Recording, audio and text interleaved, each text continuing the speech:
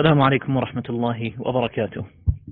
بسم الله الرحمن الرحيم. الحمد لله رب العالمين، والصلاة والسلام على أشرف الأنبياء والمرسلين نبينا محمد وعلى آله وصحبه أجمعين. اللهم انفعنا بما علمتنا وعلمنا ما ينفعنا وزدنا علما. اللهم فقهنا في الدين. Inshallah, today we're going to continue with the story of another one of the prophets of Allah Azza wa Jal. And inshallah, today will probably be the last one that we're going to be covering before Ramadan. And then inshallah we will continue the sessions after Ramadan. And as always, the point for us to learn these stories that are mentioned in the Quran or that are mentioned by the Prophet sallallahu alaihi wasallam from the nations from the people who came before us is so that we could take the lessons that they were unable to accept. And when they were unable to accept those lessons, then they were punished, and they, in many of the cases, were completely eradicated from earth. And so the intelligent one is the one who learns from the mistakes of others instead of falling into those same mistakes to face the same regret that the other people face as well. And so, inshallah, we're going to see that it's once again the same theme. And we're going to see this over and over, that the prophets of Allah Azza wa Jal, when they call their people to the truth, the central message is always the worship of Allah Azza wa Jal. It's always that they must not worship other idols, other deities other than Allah Azza wa Jal. It is Allah who has created you. It is Allah Azza wa Jal who nourishes you. It is Allah Azza wa Jal who answers your prayers. And He's the one who sends down upon you the rain and all forms of sustenance. Therefore, it is Allah Azza wa Jal, one and the only one who deserves to be worshipped. And so, we had covered the story of Nuh alayhi salam, and we had mentioned that the people of Nuh alayhi salam, or Nuh alayhi salam was the first messenger sent to the people on earth, and his job was to take people away from idol worship. And we had said that it was through gradual steps that Shaitan got them involved in idol worship. And so now, sorry, let me just fix the mic. And so now we remember from the story of Nuh alayhi salam, after clear warnings and after 950 years of Nuh alayhi salam calling his people to the worship of Allah alone, it becomes clear to him, Allah Azza wa Jal mentions to him that no one else now will accept this message. And so that is when the punishment of Allah comes, and that is in the form of a storm, and it drowns everyone, including his own son who had been unwilling to accept the truth. And so all who were left on earth after the storm were people who worshipped Allah alone, from the followers of Nuh alayhi salam. And from the verses in the Quran, it is also assumed that it is only the lineage of Nuh alayhi salam that basically carried on after his time. He had followers apart from his own family, the ones who were saved on that ship. But the only people, or the only lineage that existed after the generation of Nuh alayhi salam was his own. And so now you have people all over the world worshipping Allah Azza wa Jal, because now after the storm, once again, they scatter all over the earth. And they're all worshipping Allah Azza wa Jal alone, not associating any partners with Him. They're not worshipping any idols, until the people of Ahqaf come about. And the people of Ahqaf, basically the people of Ad, to whom the Prophet Hud was sent to, it is said in the Quran that they were from Ahqaf. Where is Ahqaf? Ahqaf is a place between Hadramaut and Oman, which means that it's a place in the southern part of the Arabian Peninsula between Yemen and Oman. And these people, they were very strong. Allah Azza wa Jal, He says about them, أَلَمْ تَرَ كَيْفَ فَعَلَ رَبُّكَ بِعَادٍ إِرَمَ ذَاتِ الْعِمَادِ. And then Allah says, الَّتِي لَمْ يُخْلَقْ مِثْلُهَا فِي الْبِلَادِ. No one was created like them in strength, in power. They were the strongest. And so what happens is these people, what they would do is they would build monuments, they would build idols, and they would build different things on top of mountains. And a lot of times it was unnecessary. It wasn't out of need that they would do it. They wouldn't need these places, but it was just to show their might. And so Hud alayhi salam, he was someone from these people. He was from Ad. And Ad, as we mentioned, are these people. It's the nation that lives in that area, in Ahqaf, at the time of Hud alayhi salam. And so Allah Azza wa Jal, He says that He sent to them His brother, Akhahum Huda. He sent to them their brother Hud. Anytime you have someone warning you or advising you, and that person is from amongst your ranks, they're from your family, they're from your friends, you're more likely to accept the truth. Whereas if there's a stranger who comes to you and tries to correct your mistakes, you're probably not going to accept their advice, because you might have some form of arrogance in you that stops you or prevents you from accepting the truth. But in the case of the messengers, in the case of the prophets, they were always sent from within their people, so that they wouldn't have an excuse not to accept the message. It wouldn't be that, okay, I am from such and such tribe, therefore I'm not going to accept the message of the prophet from the other tribe. And until the Prophet ﷺ, any prophet or messenger that would be sent, they would be sent to their people. Until the time of the Prophet Muhammad ﷺ, the one who was sent as a prophet, not just to the Arabs, not just to Quraysh, but to all of mankind, for all of humanity, and not just for those living in his time, but till the end of times. And so Hud alayhi salam, he starts to invite them to the truth. And slowly, in the best way possible, he guides them back, or he tries to guide them back towards the worship of Allah alone. And the reason why the prophets were sent along, and not just the books, is because the prophets would ensure that the message got to them the way Allah Azza wa Jal has intended for the message to get to them. Otherwise, Allah Azza wa Jal, throughout the ages, He could have just sent down books without any messengers. But the messengers are there to explain to you what the message is contained within these books. And when you see that a person from amongst you, a person who's just like you, if they're doing these things, that means we too can do these things. And so as Hud alayhi salam, he begins to call his people towards the worship of Allah alone. His people, they say, you are calling us away from the worship of our idols. This is the way of our forefathers. We've seen our fathers do this.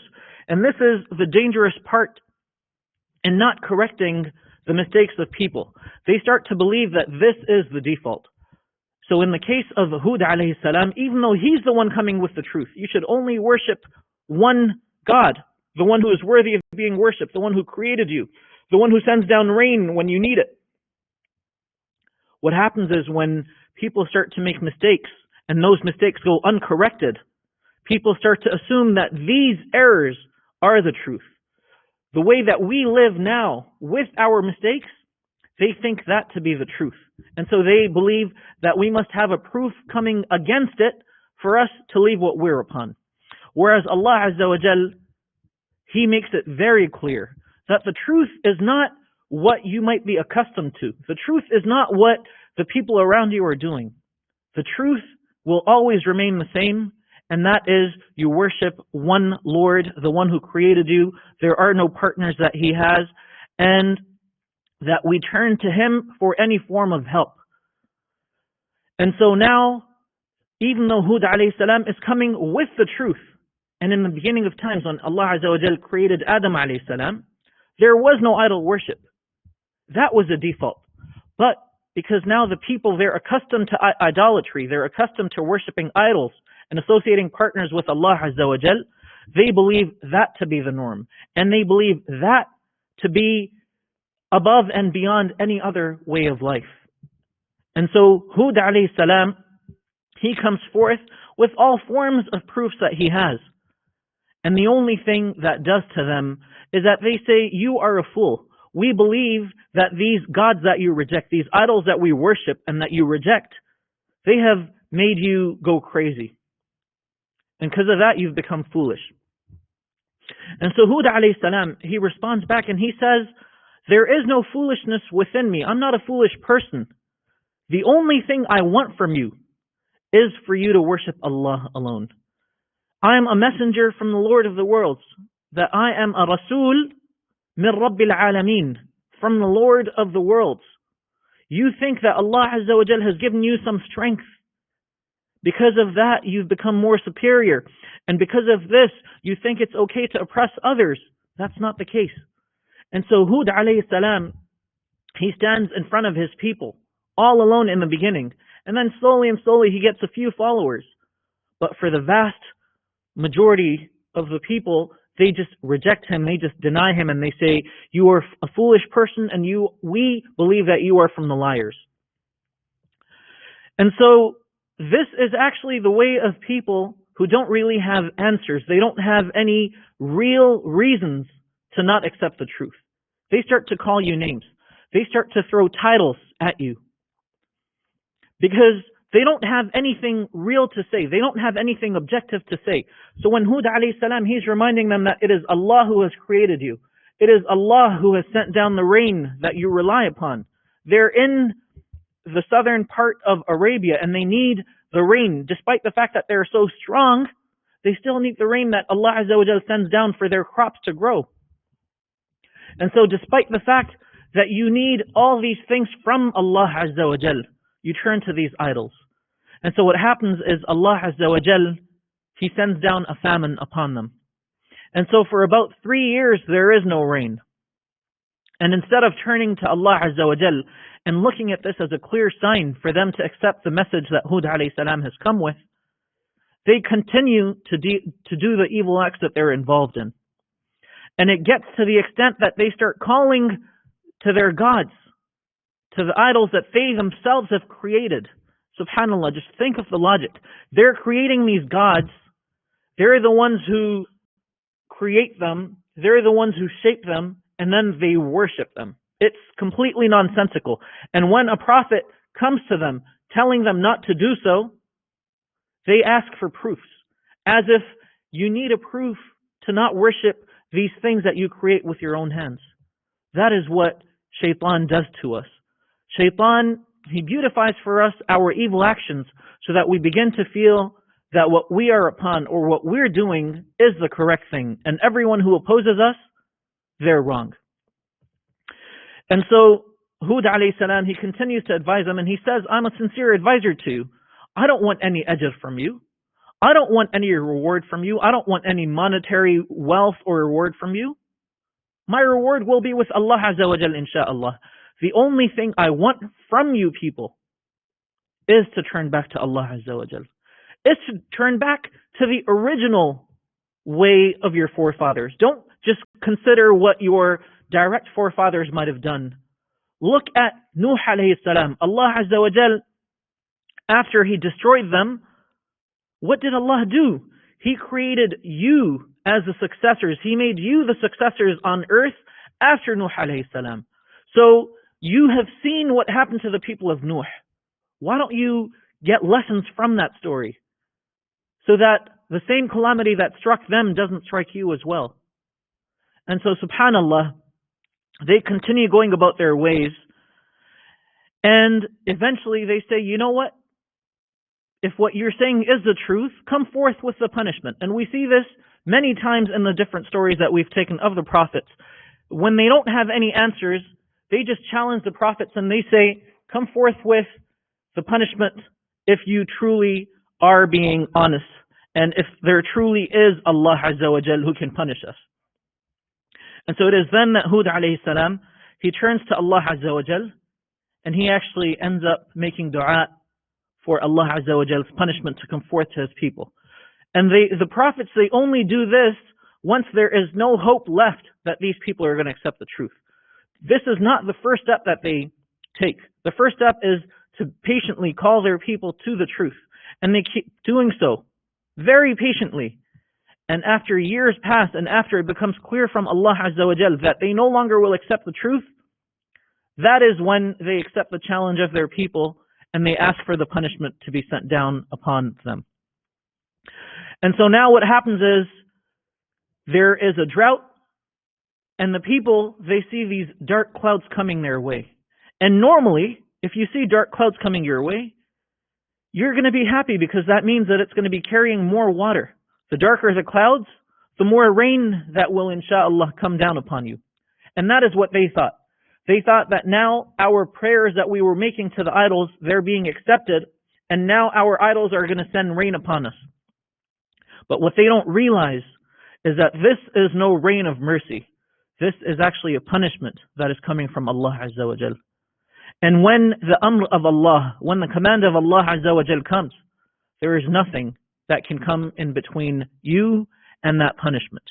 And as inshallah we're going to take in the story of Yunus alayhi salam, they are the only nation for whom the punishment was written that it's going to be sent to them and that they're going to be punished, and then it was reversed for them. And obviously Allah Azza wa Jal, He had knowledge that this would happen. But when the people, they turned back and they repented to Allah Azza wa Jal before the punishment came, Allah Azza wa Jal chose to forgive them and to cancel that punishment. But in the other cases, when Allah Azza wa Jal has willed that a punishment is going to come forth, that's it. There's nothing that's going to come in the way of that punishment hitting those people. And so that's what happens. These very harsh and strong winds start to blow, and they're very cold. Many people, they die from just how cold this wind is. They think that they can hide in their homes. They think that they can hide from the punishment of Allah, and then they can get protection from the punishment of Allah Azza wa Jal. But as we mentioned, in even the story of Nuh alayhi salam, when his son, he says, I'm going to go up to the mountain peaks and I'm going to get protection from in the mountain peaks from the water. Nuh alayhi salam, he says that there is no protection that you can get from the punishment of Allah except for those who have believed. If you believe, then Allah Azza wa Jal will protect you. And so that's what happens with the people of Hud alayhi salam as well. Those who end up believing in Hud, in the Prophet Hud alayhi salam, they get saved and they get protected by Allah Azza wa Jal. And everyone else, they face this punishment. And so for 7 days and 8 nights, for 7 nights and 8 days, these strong winds and these storms, they batter them. And these winds are so severe and so strong that they throw them up in the air and they come crashing down. Who are these people? We're talking about the strongest people. Allah Azza wa Jal, He says, التي لم يخلق مثلها في البلاد. They're a people, they're a nation like whom no other nation has been created. That's how strong and powerful they were. But when they were proud and boastful, Allah Azza wa Jal, He says in the Quran, He says, فَاسْتَكْبَرُوا فِي الْأَرْضِ بِغَيْرِ الْحَقِّ. They said, Allah Azza wa Jal, He says about them, they were proud and boastful unjustly, undeservingly. They didn't deserve to be proud and boastful. And they said, who is more powerful than us? Who is stronger than us? And Allah Azza wa Jal, He reminds them and He says, is the one who created them not more powerful than you? Is the one who created you not more powerful than you?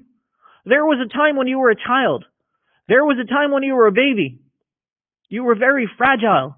And now because amongst certain creation of Allah Azza wa Jal, you believe that you're more powerful than them, you think that you're the most powerful ever?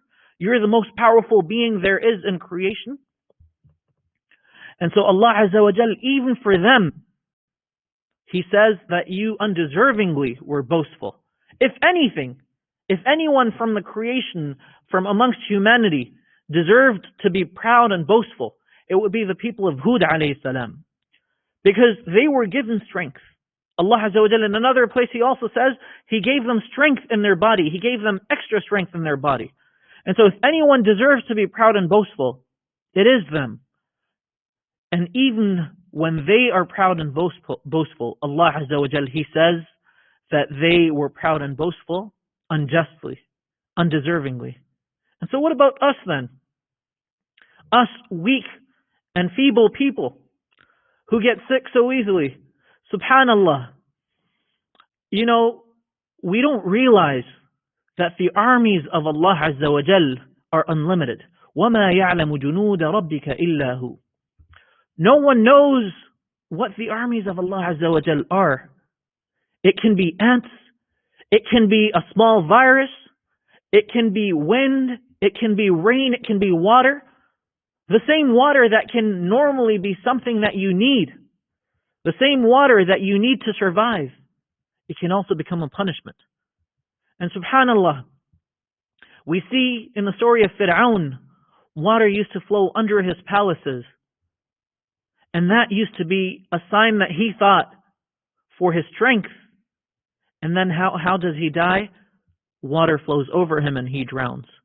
So Allah Azza wa Jal here is reminding us that all it takes is one army from the many armies that Allah Azza wa Jal might have to destroy you.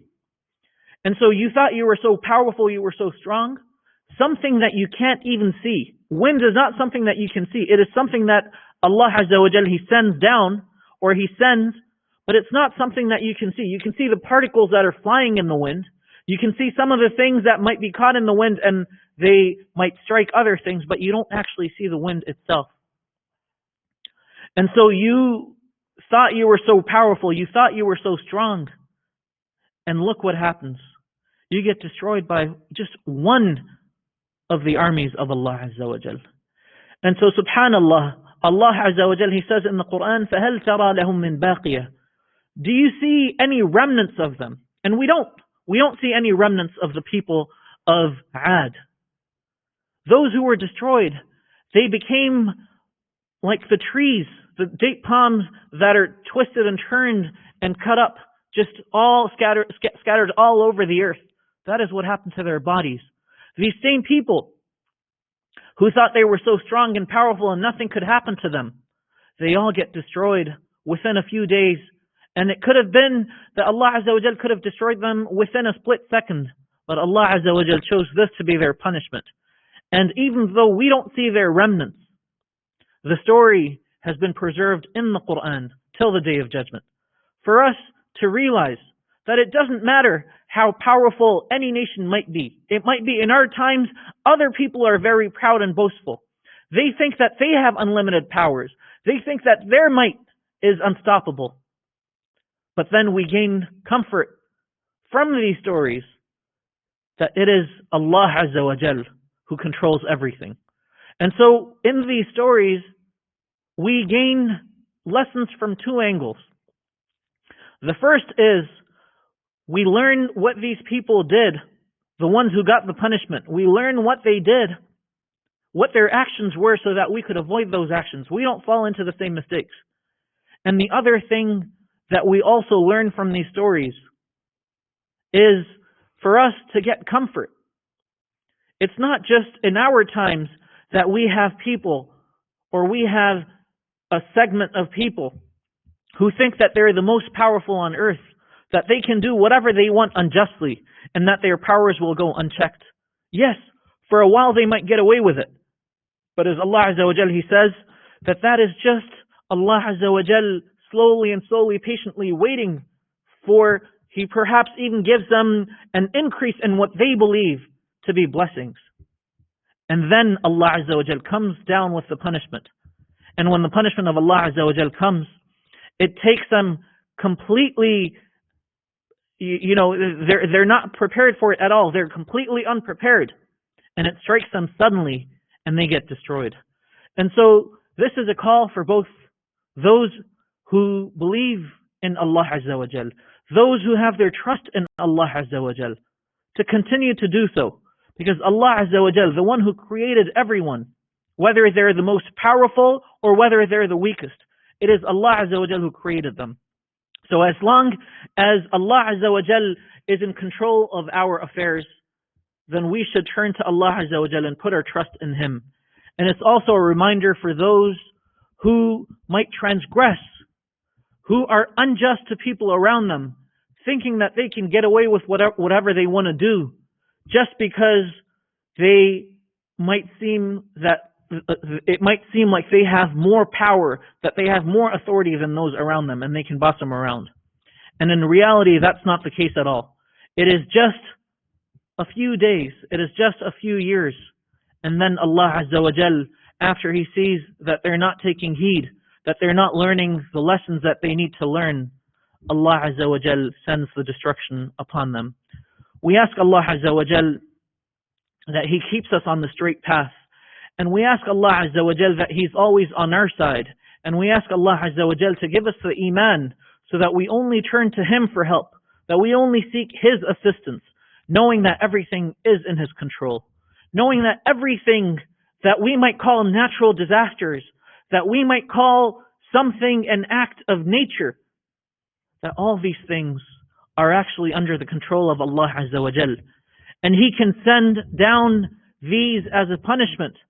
And those who also get afflicted by this from those who worship Allah Azza wa Jal, then this is a form of mercy for them, because insha'Allah, this death of theirs will be a death of martyrdom, and Allah Azza wa Jal will forgive for them their sins, and Allah Azza wa Jal will accept them into Jannah. But those who transgressed, those who were oppressive, those who turned away from Allah Azza wa Jal, when these punishments come down upon them, it is nothing but misery for them. We ask Allah Azza wa Jal to keep us on the straight path. We ask Allah Azza wa Jal that we learn from these lessons, and that we come to realize that the things that we face in life, they're not something new.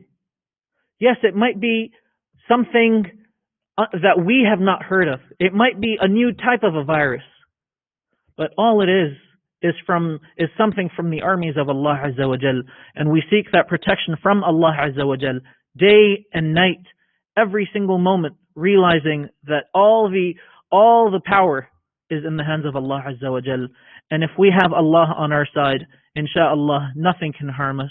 Wassalamu alaikum wa rahmatullahi wa barakatuh.